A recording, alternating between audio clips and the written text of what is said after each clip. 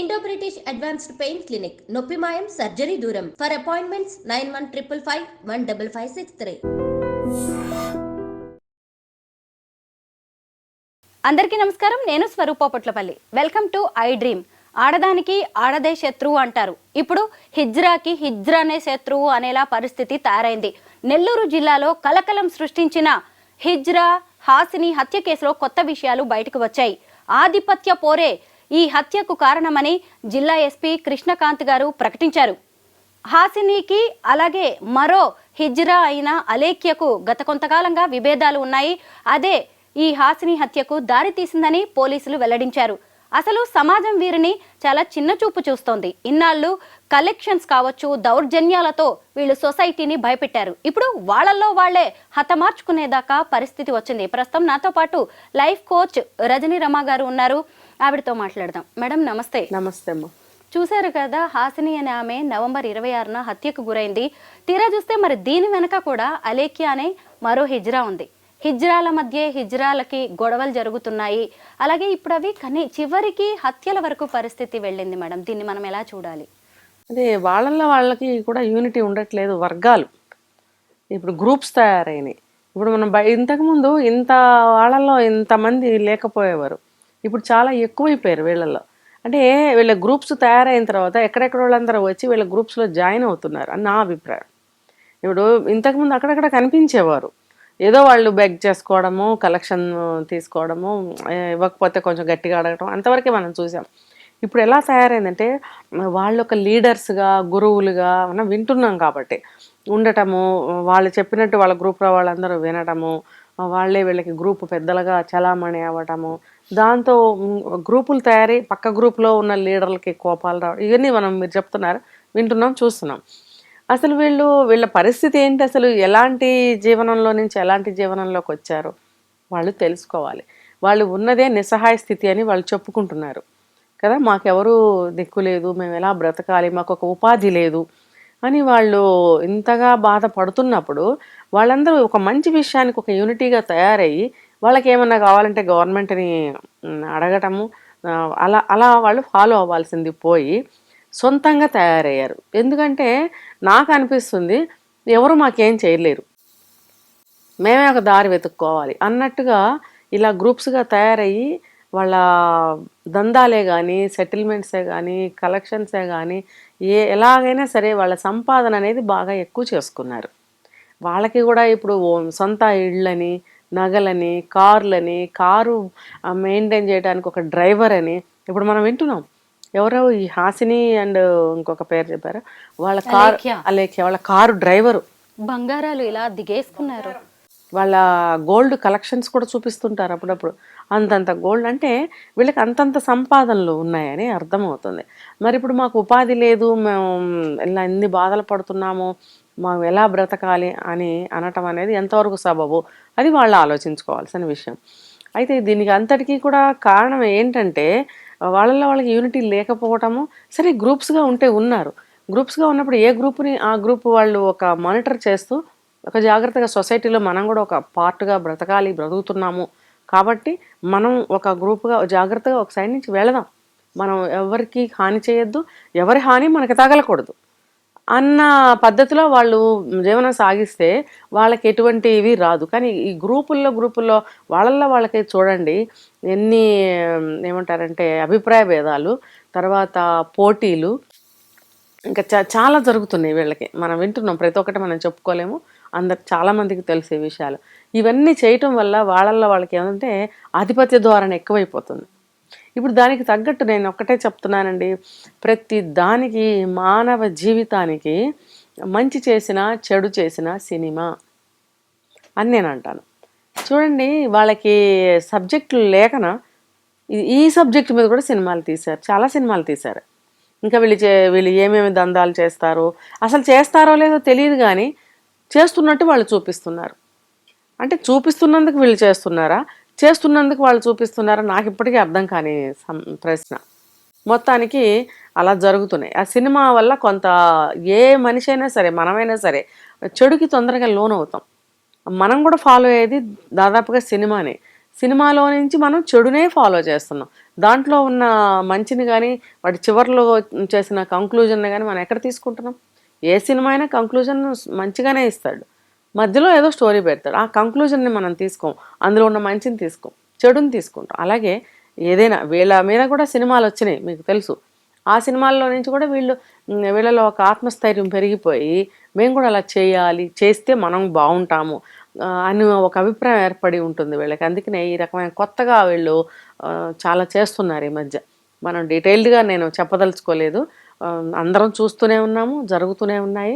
ఇది వాళ్ళు కూడా తెలుసుకోవాల్సిన విషయం ఏంటంటే, పాత రోజుల్లో కాకుండా ఇప్పుడు వాళ్ళని కూడా అందరూ మంచిగానే ట్రీట్ చేస్తున్నారు, రెస్పెక్ట్ ఇస్తున్నారు.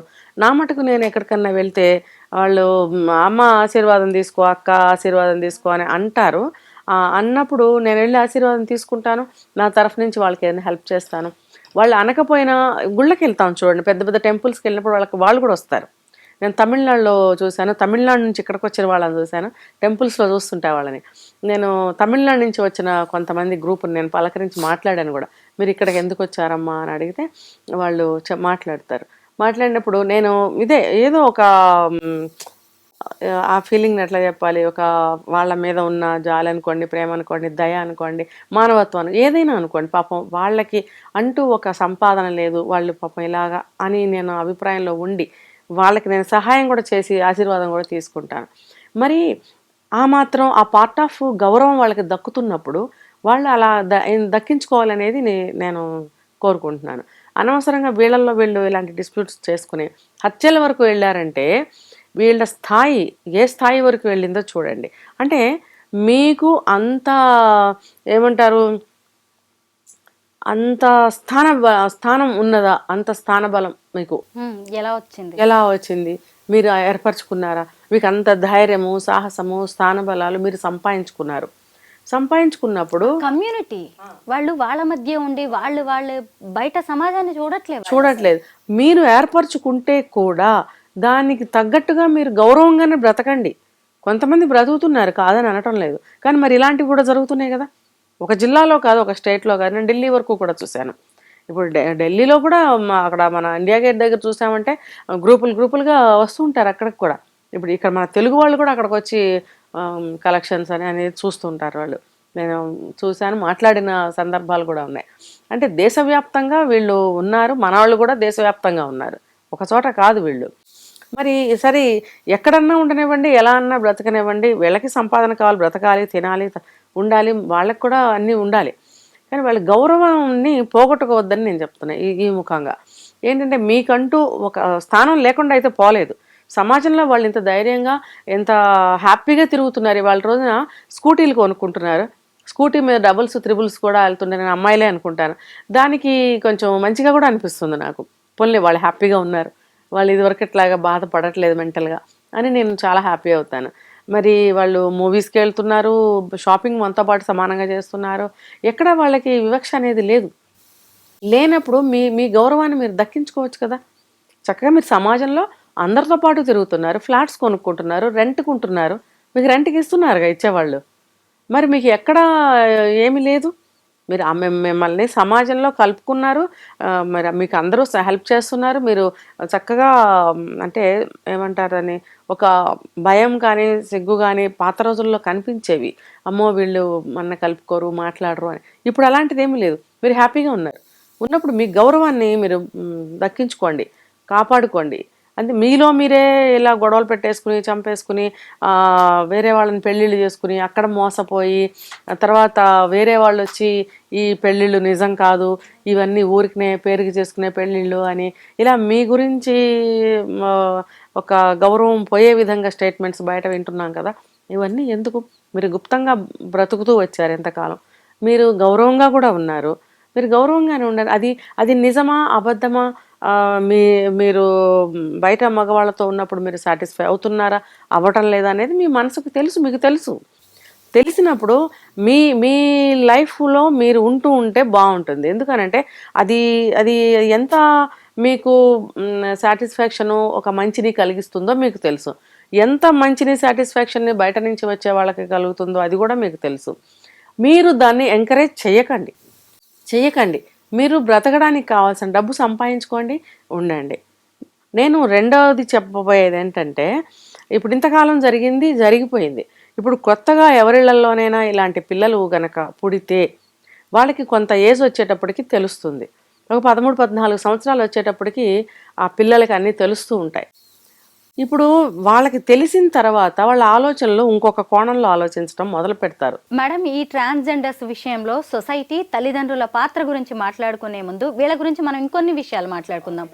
ఎందుకంటే ఒకప్పుడు ఈ ట్రాన్స్జెండర్స్ అనేవాళ్ళు హిజ్రాలు ఐడెంటిటీ క్రైసిస్లో ఉండేవాళ్ళు. వాళ్ళని ఎవరు గుర్తించట్లేదు, ఆడ మనుషులుగా చూడట్లేదు అనే బాధలో ఉండేవాళ్ళు.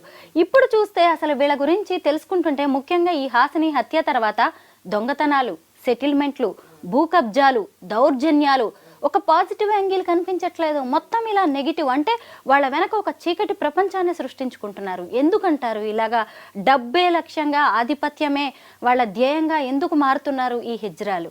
అదే, ఎందుకంటే గవర్నమెంట్ మాకు ఏమీ చేయటం లేదు, మేమే ఏదో ఒకటి చేసుకోవాలి అన్న కోణంలో వాళ్ళు ఆలోచించి, ఇప్పుడు మనం న్యాయబద్ధంగా వెళితే మనకేం జరగదు, రిక్వెస్ట్లు చేస్తే ఏమీ జరగటం లేదు, అర్జీలు పెట్టుకుంటే ఏమీ జరగటం లేదు, కాబట్టి మనం దౌర్జన్యానికే దిగుదాం.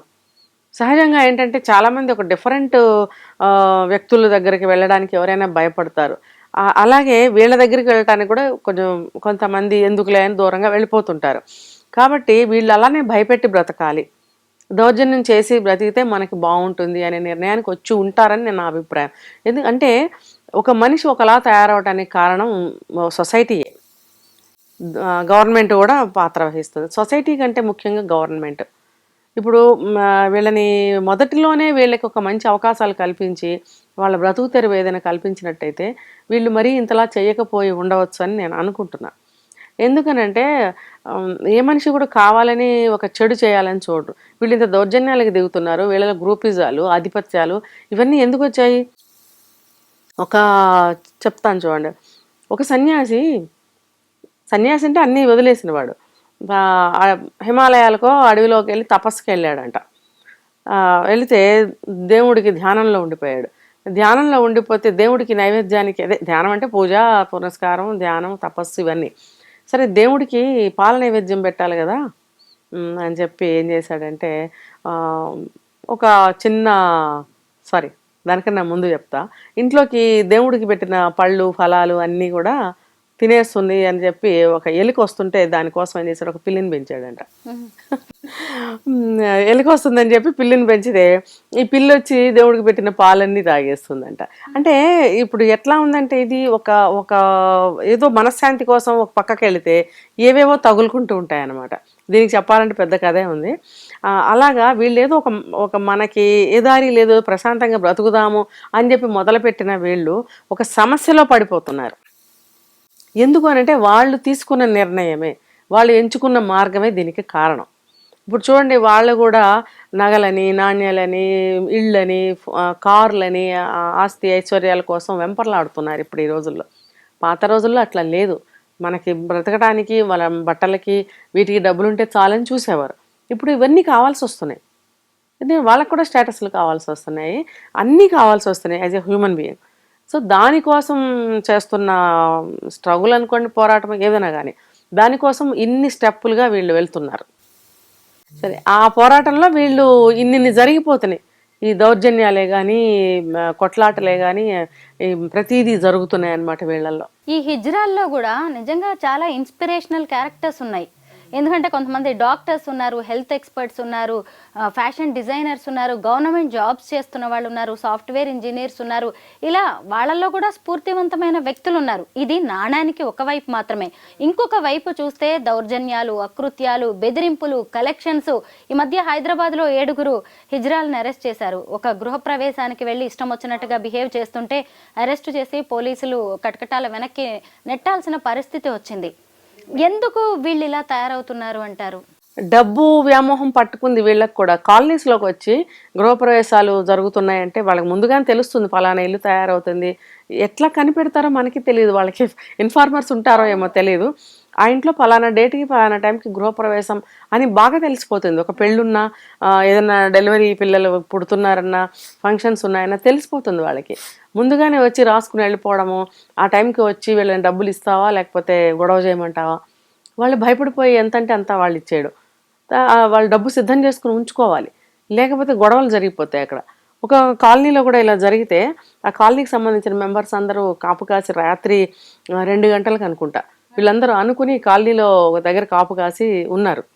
వాళ్ళు ఆటోల్లో ముందు ఒక గ్రూప్ రావడము, ఆ ఇంటికి వెళ్ళడము, దౌర్జన్యం చేయడం, మిగతా 5-6 ఆటోల్లో అక్కడ అందరూ నిలబడి ఇక్కడ ఏమైనా గొడవ జరిగితే అటాక్ చేద్దామని. అంటే మీరు ఏమనాలంటే వాళ్ళ భాషలో బెగ్గింగ్.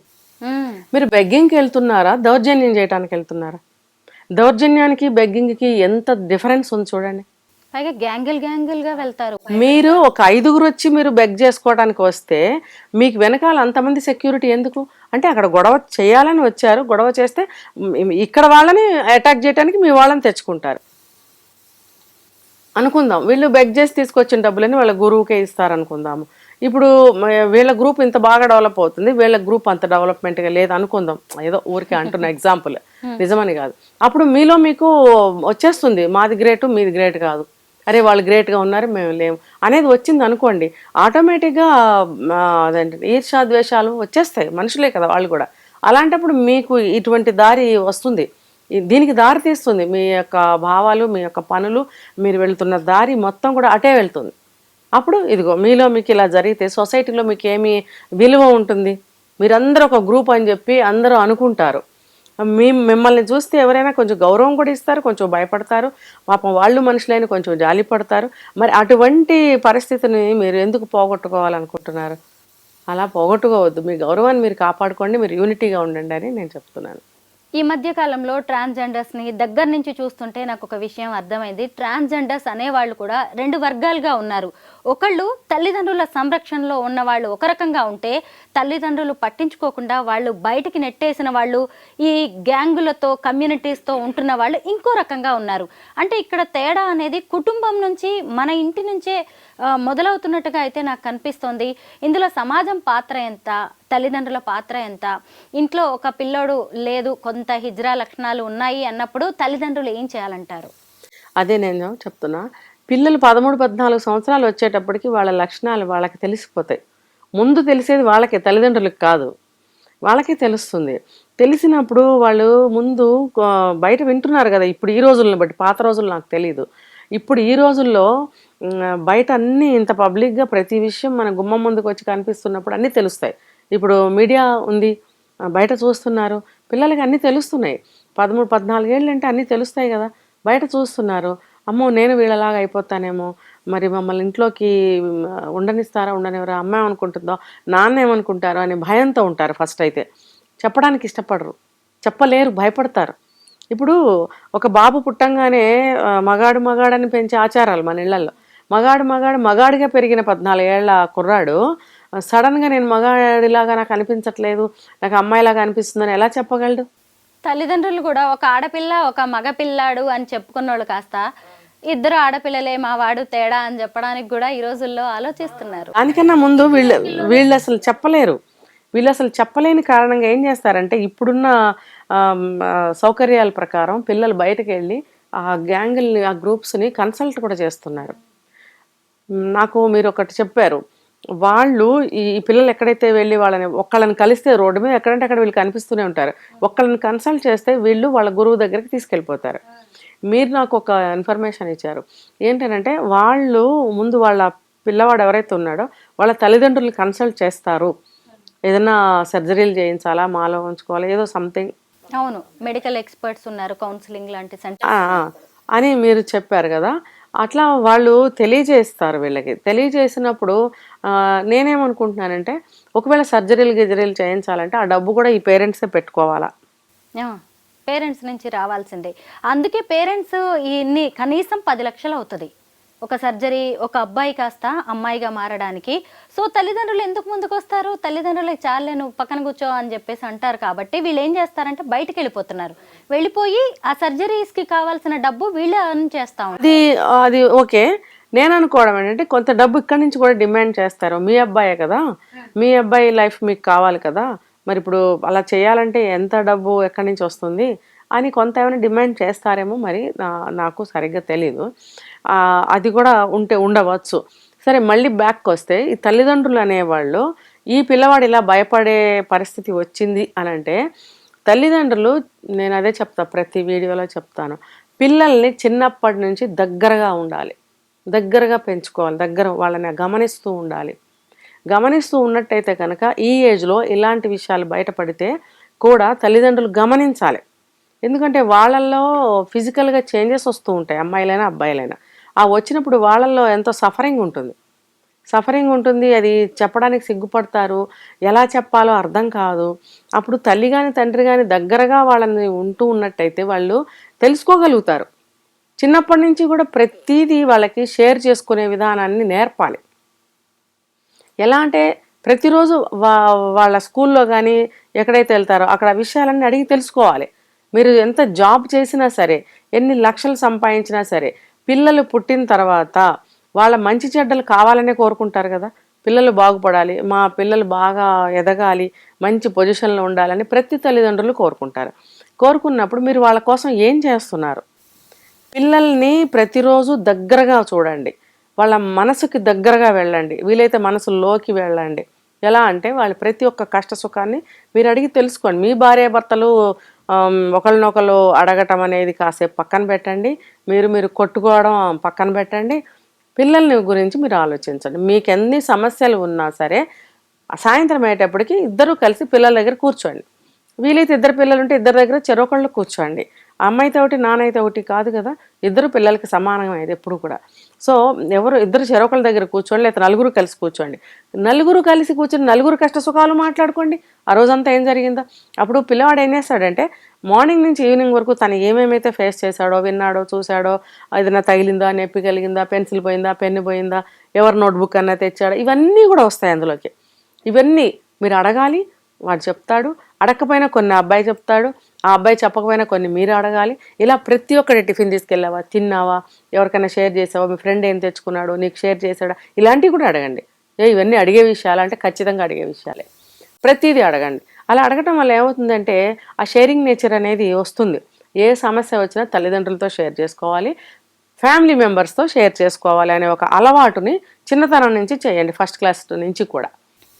చేయటం వల్ల ఏమవుతుందంటే వాడు ప్రతి ఒక్కటి చెప్పే చనువు, ధైర్యము వాడికి కలుగుతుంది. వీళ్ళకి కూడా పిల్లవాడిని దగ్గరగా కూర్చుని గమనించే అలవాటు వీళ్ళకే అవుతుంది. దీనివల్ల ఏమవుతుందంటే ఇలాంటి సందర్భాల్లో పిల్లవాడు ఏదైనా చెప్పలేకపోవడం అనే సమస్య రాదు. చెప్తాడు, నాకు ఇలా అనిపిస్తుందని. తర్వాత వాడు ఒకవేళ నిజంగా అన్నీ చెప్పి ఒక విషయం చెప్పడానికి డిఫరెంట్ విషయం కాబట్టి చెప్పలేకపోయినా వీళ్ళు దగ్గరగా ఉంటారు కాబట్టి వీళ్ళు గమనించగలుగుతారు. వీలైతే ఏమంటే ఆ వారానికి ఒకసారి పిల్లల్ని స్నానం చేయించండి. పిల్లలకి స్నానం చేయించండి, అమ్మాయి అయినా అబ్బాయి అయినా. మార్పులు మీరు గమనిస్తారు. గమనించి నేను ఓపెన్గానే చెప్తున్నాను, ఎంతైనా మన బిడ్డే కదా, చిన్నప్పటి నుంచి కూడా స్నానం 10 ఏళ్ల వరకు తల్లిదండ్రులే చేయిస్తారు నాకు తెలిసి. 10 ఏళ్ల తర్వాత కూడా వారానికి ఒకసారి మీరు స్నానం చేయించండి. చక్కగా బట్టలన్నీ తీసి చక్కగా సబ్బు రుద్ది తలస్నానం చేయించి ఒంటికి నలుగు పెట్టి స్నానం చేయించండి. వాళ్ళ శరీరంలో వచ్చే మార్పులు మీరు గమనించండి. వాడు చెప్పలేకపోయినా మీకు తెలిసిపోతుంది. సెకండ్ ఏంటంటే, ఎలా ఉన్నప్పటికీ మీరు కన్నబిడ్డ, మీరు ఆ బిడ్డని అలాంటి మార్పులు అబ్బాయి చెప్పినా మీరు గమనించినా సరే మీరు యాక్సెప్ట్ చేయవలసిందే. మీకు పుట్టిన అబ్బాయే కదా, ఏదో ఒక జన్యు లోపం వల్ల అట్లా జరుగుతుంది. దాన్ని మీరు యాక్సెప్ట్ చేయగలిగే స్థితికి ప్రతి తండ్రి రావాలి. ఇప్పుడు నెక్స్ట్ కమింగ్ ఎన్ని సంవత్సరాలైనా, ఎన్ని జనరేషన్స్ అయినా సరే ఇది పాటించాల్సిందే.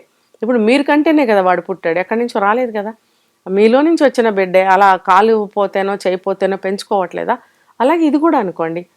మరి అర్ధనారీశ్వరుడు అని శివుడిని పూజిస్తున్నామే అంత యాక్సెప్ట్ చేసి, మన ఇంట్లో పుట్టినప్పుడు కూడా మీరు శివుడే పుట్టాడు అనుకోండి, అనుకుని ఆ అబ్బాయికి కరెక్ట్గా అలాగే విద్యాబుద్ధులు నేర్పించండి, మంచి ఎడ్యుకేటెడ్ని చేయండి, ఆ అబ్బాయికి ఆత్మస్థైర్యాన్ని పెంచండి. నేను ఒక సమాజంలో ఒక మనిషిని, నేను వాళ్ళతో సమానమే అనే ఒక ఏమంటారు ఆ ఫీలింగ్ని కలగజేయండి, ఆ స్థితికి తీసుకురండి అని నేను చెప్తున్నా. పిల్లల్ని నిరాదరించవద్దు.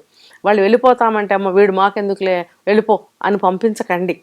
ఒకవేళ వాడు అమ్మ నేను ఉండలేకపోతున్నానమ్మా నేను వెళ్తాను అని అన్నా సరే, నువ్వెక్కడికి వెళ్తావు నాన్న, నువ్వు ఎక్కడికి వెళ్ళవు, ఇదే నీ ఇల్లు, మనందరం కలిసే ఉంటాం, అని వాడికి ఆ ధైర్యాన్ని ఇవ్వాలి, ఆ సపోర్ట్ని ఇవ్వాలి.